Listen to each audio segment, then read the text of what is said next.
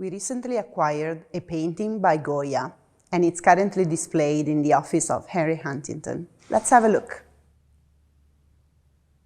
It's the portrait of José Antonio Caballero, Minister of Grace and Justice, by Francisco de Goya.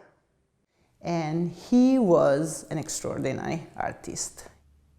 What's interesting about these paintings in which he's experimenting with light is that when you are far from the painting, you would see the image and the sitter and the details. And then the more you walk towards the painting, the more you lose track of all the details, and you can see the brush strokes. So I think that is extraordinary at the time, because no one was doing that. So he was very honest in portraying people as they were.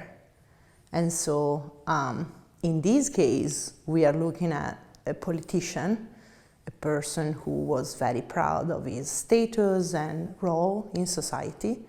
And I think Goya was able to express that. So we see, for example, his blue and white sash matched with the A-point cross. And those are the highest civil honors that you could receive in Spain at the time. And they are in plain sight on his coat.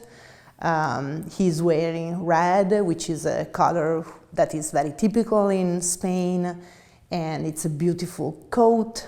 And then also he's wearing another badge that is of the Order of Santiago de Compostela, which was a military and religious order that was very important in Spain since the medieval times. So I think the sitter required to have all his power displayed, and Goya did an amazing job.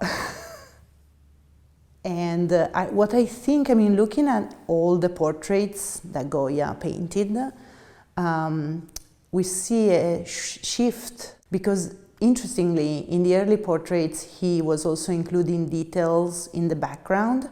So some of the characters are outdoors. You can see the plants and the details of nature that is portrayed on the background.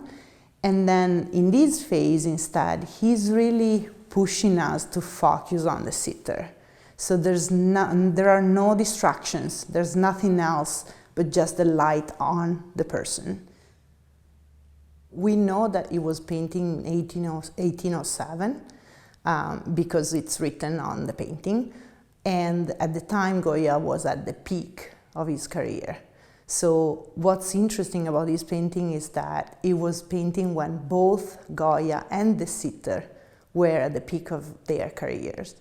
And so I think we have the best of Goya on the one hand, and the best of the sitter, who was very aware of his power and importance in Spain at the time.